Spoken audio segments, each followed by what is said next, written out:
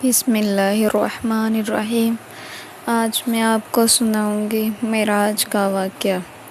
نبی صلی اللہ علیہ وسلم جب معراج پر گئے تو ان کے ساتھ کیا کیا مشاہدات کیے گئے۔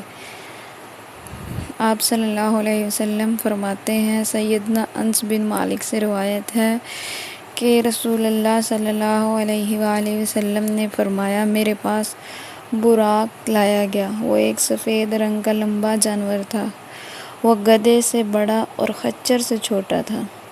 وہ اپنا قدم اپنی حد نظر تک رکھتا تھا۔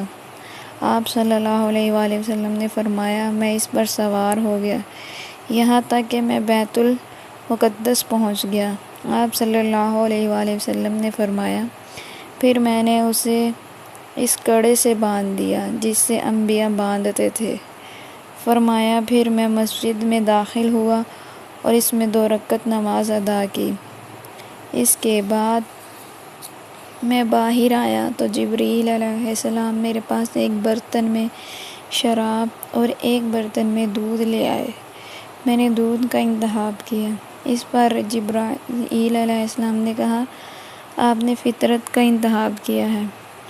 پھر وہ ہمیں آسمان تک لے گئے اور انہیں جبرائیل علیہ السلام نے آسمان کو کھلوانا چاہا تو انہیں کہا گیا، تم کون ہو؟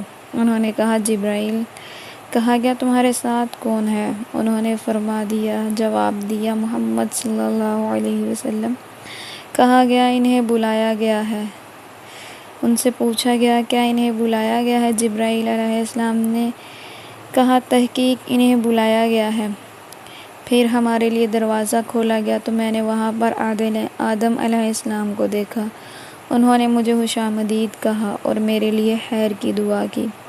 پھر وہ ہمیں دوسرے آسمان پر لے گئے۔ جبرائیل علیہ السلام نے دروازہ کھلوانا چاہا تو ان سے کہا گیا، تم کون ہو؟ انہوں نے جواب دیا، جبرائیل۔ کہا گیا، تمہارے ساتھ کون ہے؟ انہوں نے جواب دیا، محمد صلی اللہ علیہ وسلم۔ کہا گیا، انہیں بلایا گیا ہے؟ جبرائیل علیہ السلام نے کہا، تحقیق انہیں بلایا گیا ہے۔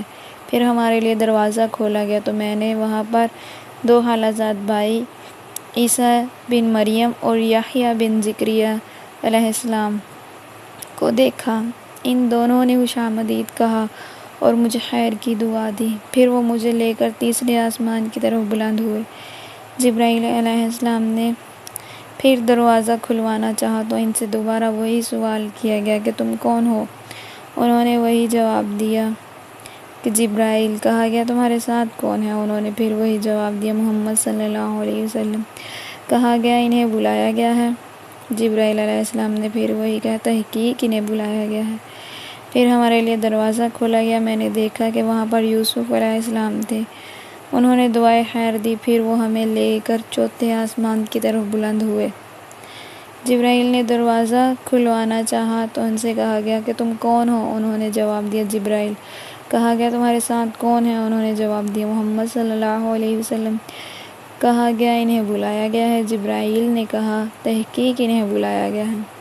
چنانچہ ہمارے لیے دروازہ کھولا گیا تو میں نے وہاں پر ادریس علیہ السلام کو دیکھا۔ انہوں نے خوش آمدید کہا اور مجھے دعائے خیر دی۔ اللہ تعالیٰ نے فرمایا، ہم نے اعلیٰ مقام پر پہنچایا تھا۔ اس کے بعد وہ ہمیں لے کر 5ویں آسمان کی طرف بلند ہوئے۔ جبرائیل نے دروازہ کھلوانا چاہا تو ان سے کہا گیا، تم کون ہو؟ انہوں نے جواب دیا، جبرائیل۔ کہا گیا، تمہارے ساتھ کون ہے؟ انہوں نے جواب دیا، محمد صلی اللہ علیہ وآلہ وسلم۔ کہا گیا، انہیں بلایا گیا ہے؟ جبرائیل نے کہا، تحقیق انہیں بلایا گیا ہے۔ پھر ہمارے لیے دروازہ کھولا گیا تو میں نے وہاں پر ہارون علیہ السلام کو دیکھا۔ انہوں نے خوش آمدید کہا اور مجھے خیر کی دعا دی۔ پھر وہ ہمیں لے کر 6 آسمان کی طرف بلند ہوئے۔ جبرائیل علیہ السلام نے دروازہ کھلوانا چاہا تو ان سے کہا گیا کہ تم کون ہو؟ انہوں نے جواب دیا، جبرائیل۔ کہا گیا، تمہارے ساتھ کون ہے؟ انہوں نے جواب دیا، محمد صلی اللہ علیہ وسلم۔ کہا گیا، انہیں بلایا گیا ہے؟ جبرائیل نے کہا، تحقیق انہیں بلایا گیا ہے۔ پھر ہمارے لیے دروازہ کھولا گیا تو میں نے وہاں پر موسیٰ علیہ السلام کو دیکھا۔ انہوں نے خوش آمدید کہا اور مجھے دعائے خیر دی۔ اس کے بعد وہ ہمیں لے کر 7ویں آسمان کی طرف بلند ہوئے۔ جبرائیل علیہ السلام نے دروازہ کھلوانا چاہا تو ان سے کہا گیا کہ تم کون ہو؟ انہوں نے جواب دیا جبرائیل۔ کہا گیا تمہارے ساتھ کون ہے؟ انہوں نے جواب دیا محمد صلی اللہ علیہ وسلم۔ کہا گیا تمہیں بلایا گیا ہے؟ جبرائیل نے کہا تحقیق انہیں بلایا گیا ہے۔ پھر ہمارے لیے دروازہ کھولا گیا تو میں نے وہاں پر ابراہیم علیہ السلام کو دیکھا کہ وہ بیت المعمور کے ساتھ اپنی پشت لگائے ہوئے ہیں، اور بیت المعمور وہ گھر ہے جہاں روزانہ 70,000 فرشتے داخل ہوتے ہیں اور دوبارہ نہیں آتے۔ پھر وہ مجھے سدرۃ المنتہا کی طرف لے گئے، جس کے پتے ہاتھیوں کے کانوں کی طرح اور اس کا پھل مٹکوں کی طرح تھا۔ آپ صلی اللہ علیہ وسلم نے فرمایا جب اسے اللہ کے حکم سے جس نے ڈھانپ لیا تو وہ تبدیل ہو گئی، اور اللہ کی مخلوق میں سے کوئی بھی اس کی تعریف کرنے کی طاقت نہیں رکھتا۔ پھر اللہ تعالیٰ نے میری طرف وحی کی اور مجھ پر ہر دن اور رات میں 50 نمازیں فرض کی۔ اس کے بعد میں موسیٰ علیہ السلام کے پاس آیا تو انہوں نے کہا کہ آپ کے رب نے آپ کی امت پر کیا فرض کیا ہے؟ میں نے جواب دیا 50 نمازیں۔ انہوں نے کہا آپ اپنے رب کے پاس واپس جائیں اور اس سے کچھ کمی کی درخواست کریں، کیونکہ آپ کی امت اس کی طاقت نہیں رکھے گی، کیونکہ میں بنی اسرائیل کو آزما چکا ہوں اور ان کو خوب جانچ چکا ہوں۔ آپ صلی اللہ علیہ وسلم نے فرمایا پھر میں واپس گیا اور عرض کیا میرے رب میری امت پر تخفیف فرما دیجیے۔ بس اللہ عز و جل نے مجھ سے 5 نمازیں کم کر دیں۔ پھر میں موسیٰ علیہ السلام کے پاس گیا اور کہا اللہ تعالیٰ نے مجھ پر 5 نمازیں کم کر دیں۔